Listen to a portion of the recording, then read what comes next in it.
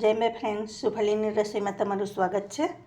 તો આજે ચણાની દાળ લીધી છે અને એની હું એક રેસીપી બનાવવાની છું. પણ ચણાની દાળ આપણે જે બનાવીએ છીએ ને એવી નહીં બનાવવાની, થોડીક અલગ ટાઈપની બનાવવાની છું. તો જો ચણાની દાળને મેં પલાળી રાખી હતી અને 7-8 કલાક પલાળી રાખવાની. હવે આ એના વઘાર માટે મસાલો કરવાનો આપણે. તો ડુંગળી લીધી છે, ટામેટાં, લસણ અને આદું લીધું છે. હવે આને મિક્સર જારમાં લઈ લઈએ આપણે. તો આ આદું છે એ એડ કરી દઈશું. આ 5-6 કળી લસણ છે એ પણ એડ કરી દેવાની. આ ડુંગળી છે એ એડ કરી દઈશું.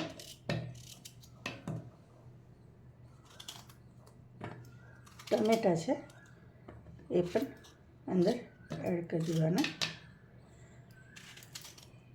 તમે આ રીતે બનાવી છે કે નહીં એ પણ મને કોમેન્ટમાં ચોક્કસ કહેજો. અને મારી રેસીપી તમને થોડી પણ ગમતી હોય ફ્રેન્ડ્સ, તો તમે એને ફોલો કરવાનું ને લાઈક કરવાનું બિલકુલ ભૂલતા નહીં. અને તમારી કોમેન્ટ તો મને બહુ જ ગમે છે, મને મોટિવેશન આપે છે. તો તમે પ્લીઝ કોમેન્ટ પણ ખાસ કરજો. તો જુઓ, આવી રીતે ટામેટાં પણ એડ કરી દીધા છે. હવે આપણે આને પીસી લેવાનું. તો ફ્રેન્ડ્સ જો સરસ પીસાઈ ગયું છે. તો જો ફ્રેન્ડ્સ, તેલ કઢાઈ લઈ લીધી છે. હવે તેલ એડ કરી દેવાનું.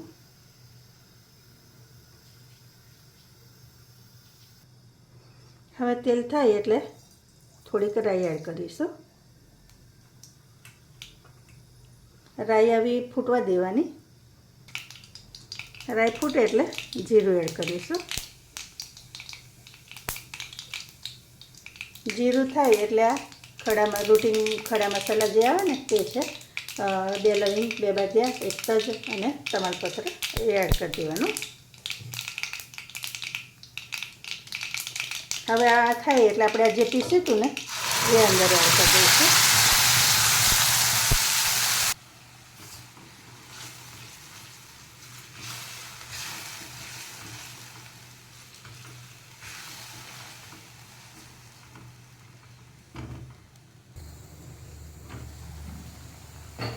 હવે આપણે આમાં રૂટિંગ મસાલા એડ કરી દઈએ, જેવી કે હળદર છે, ધાણા જીરું, મરચું, કાશ્મીરી મરચું અને થોડુંક મીઠું એડ કરી દઈશ.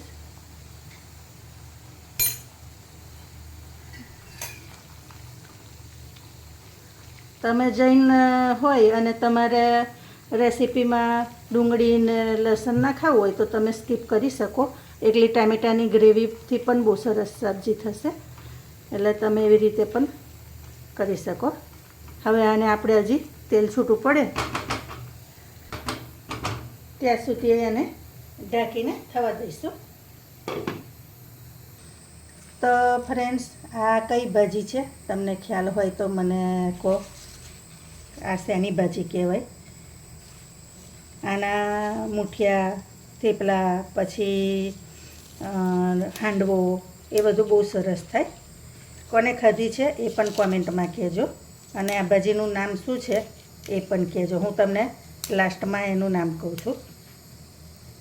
આમ તો લાસ્ટમાં કહીશ કે પહેલાં કહીશ, બરાબર? તમે રેસીપી જોવાના છો પછી જ મને કોમેન્ટ કરશો ને, તો હું તમને કહી દઉં. આ પોઈની ભાજી છે, પોઈ. અને આને ઇંગ્લિશમાં માલાબાર સ્પિનચ પણ કહેવાય. માલાબાર સ્પિનચ, બરાબર? આને એ પણ કહેવાય.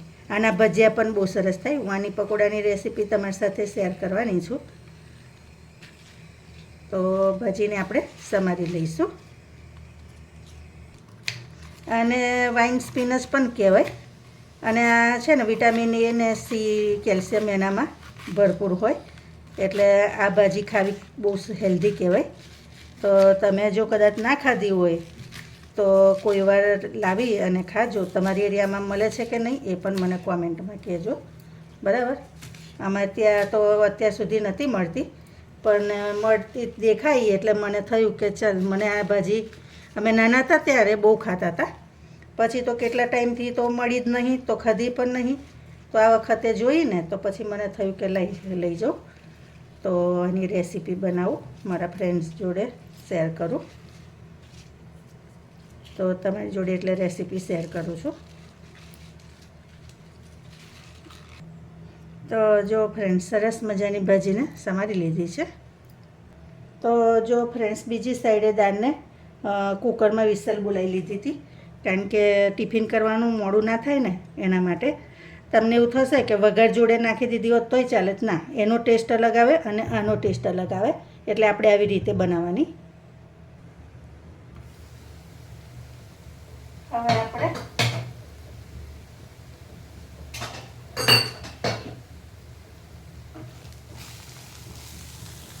આમાં થોડું પાણી રેડી,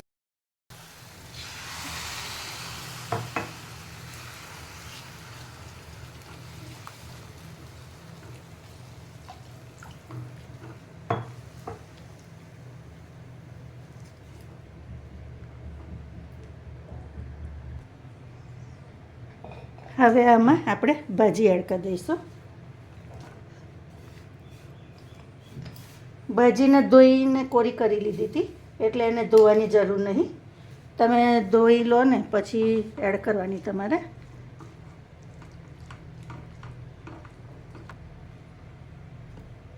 હવે આપણે આનામાં થોડુંક હજી પાણી રેડી દઈશું અને ઢાંકીને થવા દઈશું.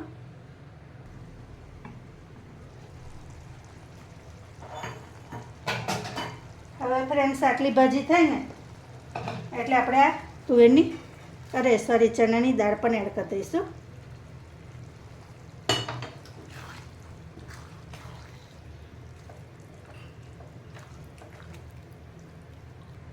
હવે ઢાંકીને થવા દઈશું.